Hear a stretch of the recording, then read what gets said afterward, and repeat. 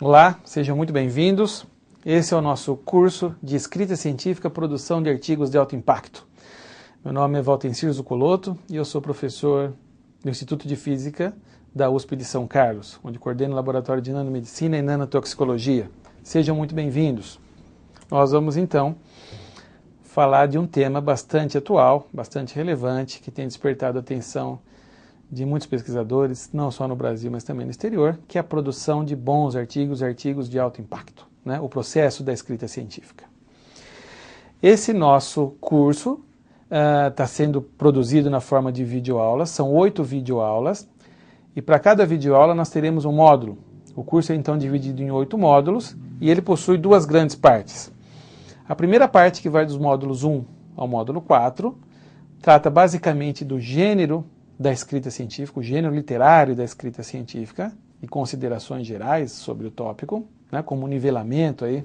E dos módulos 2 ao módulo 4, nós vamos focalizar na estrutura de um artigo científico do ponto de vista linguístico, né? Nós vamos fazer um raio-x do ponto de vista linguístico de cada uma das seções de um artigo científico regular. A segunda parte do curso vai focalizar em aspectos de estilo e de linguagem, né? Com várias dicas e abordando vários problemas referentes à linguagem de artigos científicos que nós, principalmente nós não nativos, na língua inglesa, enfrentamos quando vamos produzir artigos científicos, né? Muito bem. Antes de iniciarmos, eu só gostaria de informá-los que todo o material que acompanha essas videoaulas, inclusive essas videoaulas, né? Todo o material que acompanha, apostilado na forma de apostilas, em PDF e outros materiais de apoio, estão disponibilizados nos sites escritacientifica.com e nanomedicina.com.br na aba Minicursos.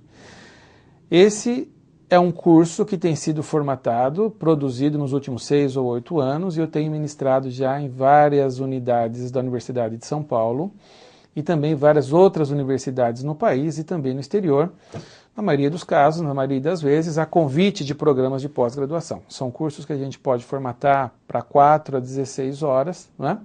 E nós temos oferecido em várias universidades no Brasil e também no exterior. Muito bem, então sejam muito bem-vindos. Vamos começar agora nosso módulo 1. Nesse módulo 1, eu gostaria de falar um pouco sobre o gênero literário da escrita científica.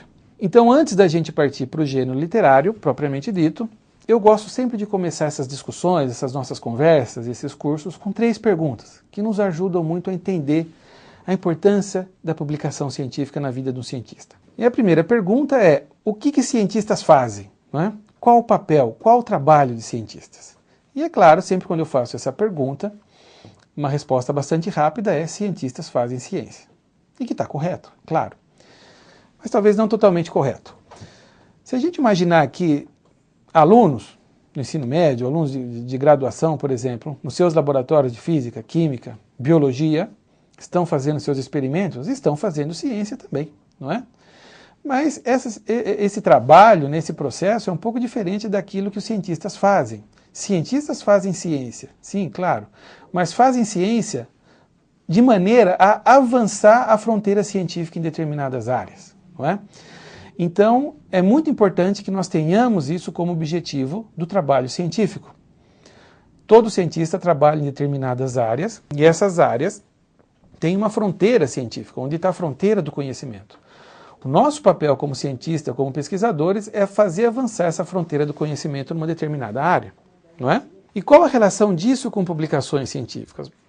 Veja, não há outra maneira, não há outro veículo, né, com que você possa fazer a fronteira do conhecimento avançar numa determinada área que não seja através de publicações científicas e, de preferência, em revistas de alto impacto, em boas revistas.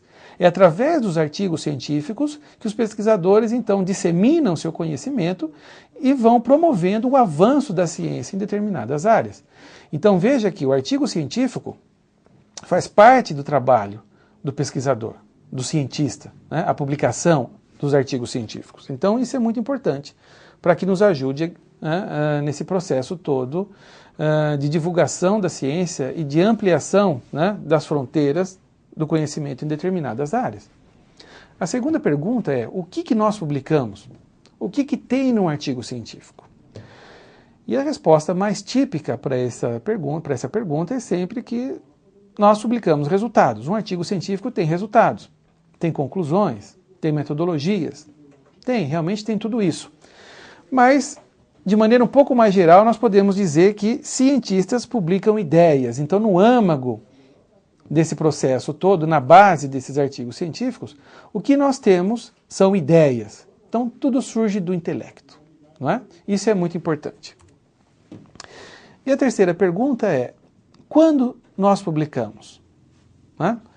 Por exemplo, qual o momento de pensar no processo de escrita de um artigo científico? Então, algumas coisas a serem consideradas são, é claro que eu só vou pensar no processo de escrita de um artigo científico quando aquela pergunta inicial que gerou o processo todo de pesquisa científica tenha sido respondida, quando aquela ideia inicial, aquela pergunta inicial tenha sido respondida, aplicando-se um método científico, por exemplo, né, e você chegou ao final do processo, aquela hipótese se transformou numa tese e assim por diante, você tem então como começar o processo de escrita do seu artigo científico para submissão. Né? Então é claro que a gente não pensa em publicação antes disso. Então, mais ou menos o processo seria esse.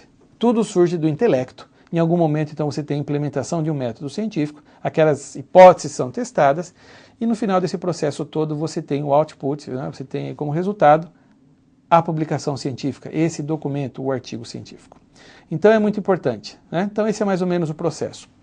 Mas ainda nessa linha, quando se publica, eu gostaria de fazer um comentário sobre o timing da publicação científica. É muito importante que os grupos de pesquisa, os pesquisadores, né, tenham essa noção de timing de publicação científica muito clara, né, para suas áreas de pesquisa.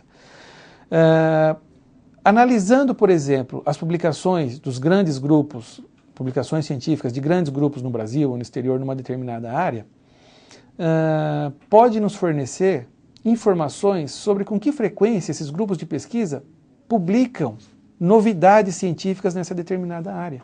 É lógico que a questão de timing varia muito de uma área para outra, claro.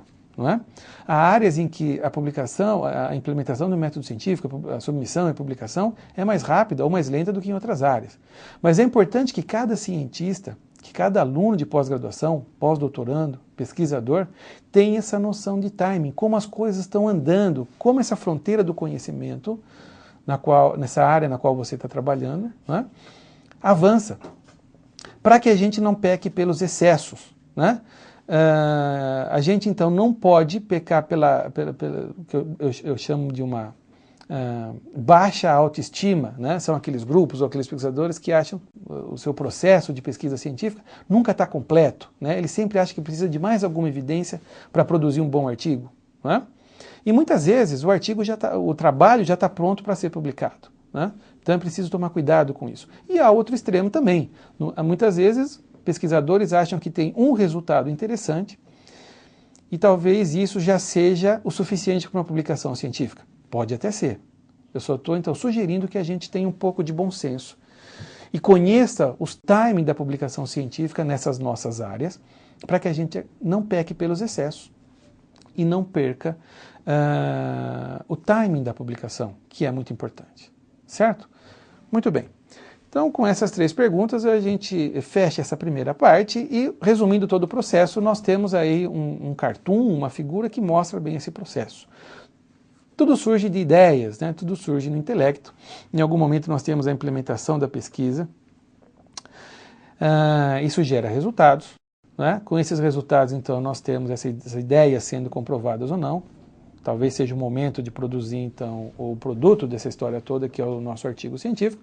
Novas ideias podem surgir, e sempre surgem, na maioria das vezes surgem novas ideias, o processo é retroalimentado e as linhas de pesquisas continuam aí. Então isso é muito importante, né? É muito importante a gente conhecer a importância da publicação científica na vida de pesquisadores, o que é um artigo científico, o que tem ali num artigo científico, e a questão do timing, né? Principalmente nos dias de hoje, onde a escrita contemporânea, a escrita científica contemporânea, a divulgação de artigos é feita de novidades, né? A publicação científica atual, contemporânea, é feita de novidades científicas. Então, se esse processo todo, se o seu projeto de pesquisa não foi bem concebido desde o design, né, você vai chegar no final do seu mestrado, do seu doutoramento, ou no final do período de pós-doc, e talvez você não tenha resultados que tragam uma contribuição significativa para a área, que não traga novidades, então, e você pode ter problemas para publicar seus artigos científicos. Então isso é muito importante, né, para nos ajudar a entender todo esse processo. Mudando agora para a segunda parte, vamos falar um pouco do gênero literário da escrita científica. Muito bem, então vamos falar agora da escrita científica como um gênero literário, né? Então eu convido a todos vocês agora a pensarem na escrita científica como um gênero literário. Talvez isso possa ser uma novidade para muitos de vocês, né? E analisando a escrita científica como um gênero literário, mas principalmente conhecendo as principais características desse gênero literário, nós temos vantagens durante o processo de escrita, com certeza, não é? Da mesma maneira que nós temos poesia, romance, ficção, não ficção, nós temos então a escrita científica como um gênero literário bastante específico. Do ponto de vista histórico, né, isso é mais curiosidade, claro, mas do ponto de vista histórico, quando começou esse gênero literário, quando começou a tomar forma a escrita científica, né, mais ou menos os moldes que nós temos hoje, a gente pode voltar um pouco lá pelo século XVIII, XIX, e pensar que nessa época as ciências já estavam mais ou menos separadas, a física da química, e a gente já tinha grandes avanços em várias áreas aí, né, das ciências. E é claro que havia divulgação de resultados dos cientistas entre esses pares, né, mas eram através de documentos bastante informais, né, onde tinha um modelo de escrita muito diferente desse modelo que a gente encontra hoje nos artigos científicos. Mas houve um marco aí. Em 1665, houve o aparecimento, né, a criação da primeira revista científica de Philosophical Transactions of the Royal Society. Com a criação dessa primeira revista científica pela Royal Society, automaticamente nós teve início um processo de padronização na divulgação dos achados científicos, dos resultados. Agora existia uma sociedade, que é a Royal Society, que era incumbida de receber os avanços científicos dos cientistas, processá-los e redistribuí-los aos pares, não é? Com isso, automaticamente você começa a ter algumas coisas sendo padronizadas aí nesse documento, que era reportado a todos os cientistas. Então, a gente pode associar essa época como o nascimento, o surgimento desse gênero literário da escrita científica. Muito bem. Quais são as principais características desse gênero literário, a escrita científica? A primeira, eu vou falar de 4, que eu considero as principais. A primeira delas é quem poderá ler seu artigo científico, as possíveis audiências aí para o seu artigo científico. Isso vai fazer com que ele escreva de uma maneira ou de outra, então vai mudar a maneira como ele escreve seu artigo científico. Por exemplo, todos nós sabemos que existem revistas científicas altamente específicas numa determinada área, e revistas científicas menos específicas, um pouco mais gerais, né? Como eu poderia citar Nature ou Science, não é? Essas revistas científicas altamente específicas têm uma audiência bastante específica. Então, quando o autor vai escrever um artigo para uma audiência altamente específica, ele não precisa utilizar muito texto para mostrar a importância de se fazer estudos naquela área, porque a audiência conhece essa importância já. Metodologias, jargões, né, que são usados, expressões que são usadas nessa área, ele não precisa detalhar muito, porque a audiência já conhece. Mas se esse mesmo autor vai escrever para uma revista mais geral, não é? Ele precisa agora modificar o texto e, por exemplo, em algumas partes do texto, enfatizar qual é a sua grande área, a importância de se pesquisar, de se trabalhar nessa grande área científica, porque a audiência, a princípio, não conhece, talvez não conheça a importância dessa grande área. Então ele precisa usar texto, ele precisa usar o artigo científico para convencer a audiência da importância dessa área. Da mesma maneira, detalhar metodologias, expressões, jargões, não é? Talvez com uma preocupação maior com referências a respeito dessas metodologias, por exemplo, de maneira que o leitor se sinta confortável para entender esse seu trabalho que está sendo divulgado. Então veja que A audiência pode fazer com que você escreva de uma maneira ou de outra, então é muito importante que você tenha noção de algumas revistas, né, 3 ou 4 ou 5, ou pelo menos um grupo de revistas, que são candidatas para aceitarem, né, essa sua submissão. Né?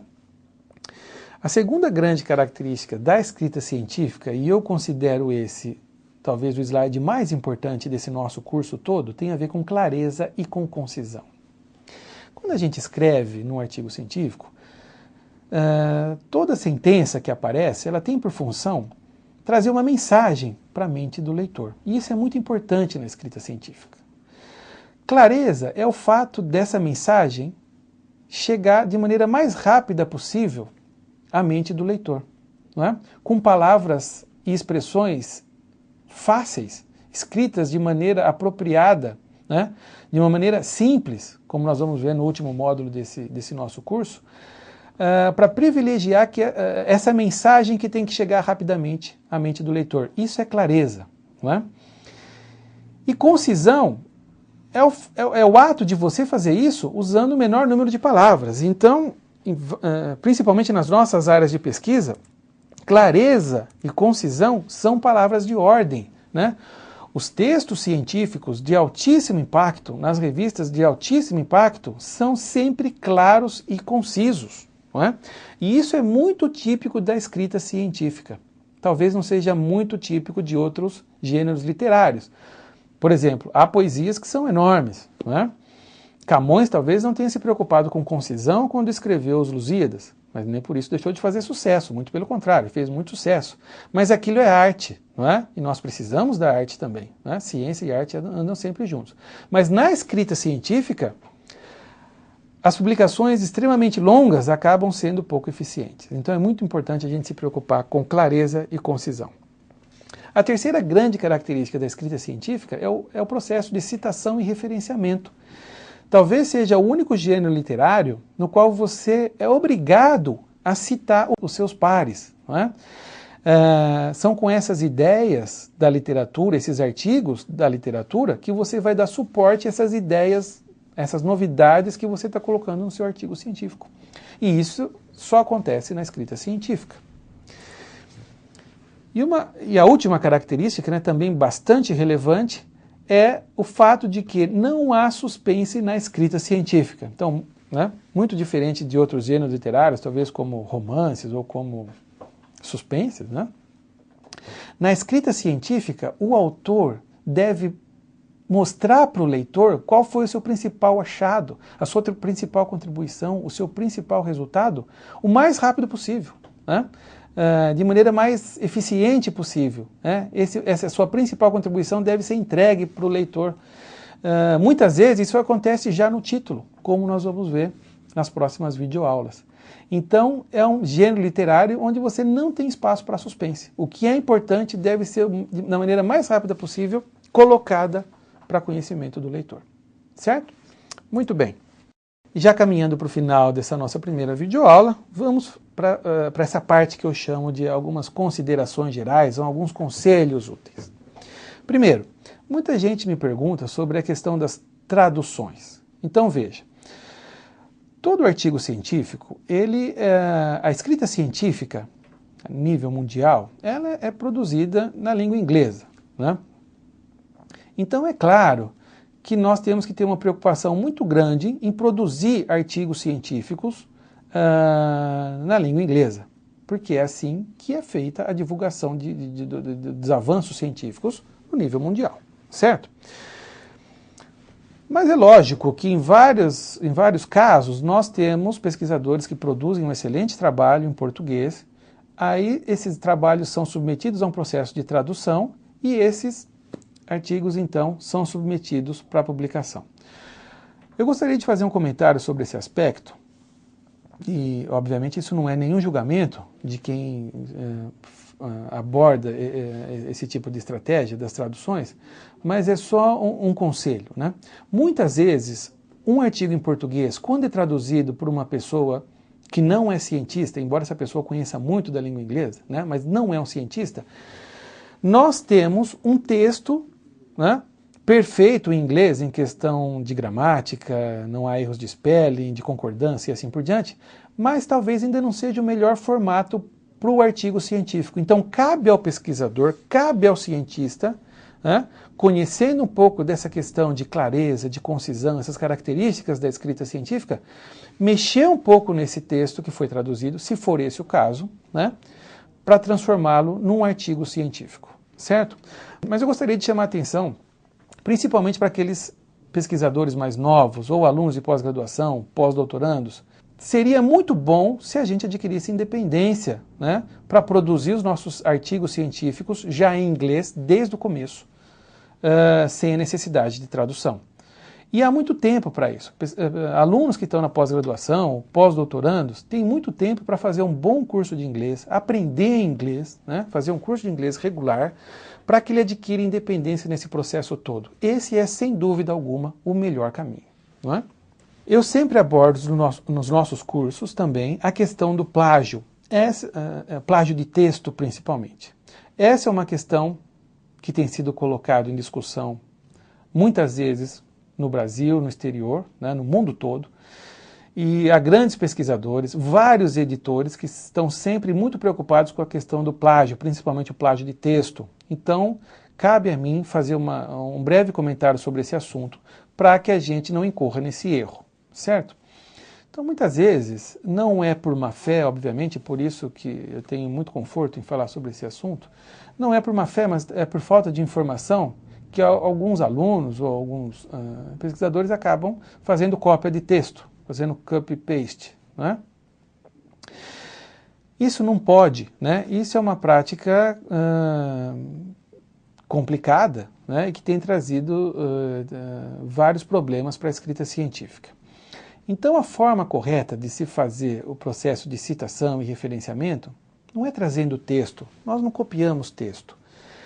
Quando você quer citar um autor, o processo é leia o artigo daquele pesquisador, entenda aquela ideia que você quer colocar no seu artigo, traga a ideia escrita com as suas palavras e faça a citação daquele pesquisador. Esse é o processo correto. Então, eu só gostaria de chamar a atenção para essa problemática do plágio de texto, inclusive o autoplágio, né? A gente pode pensar em reaproveitar textos anteriores, e isso também é um processo que está sendo amplamente discutido, como eu vou mostrar daqui a pouco.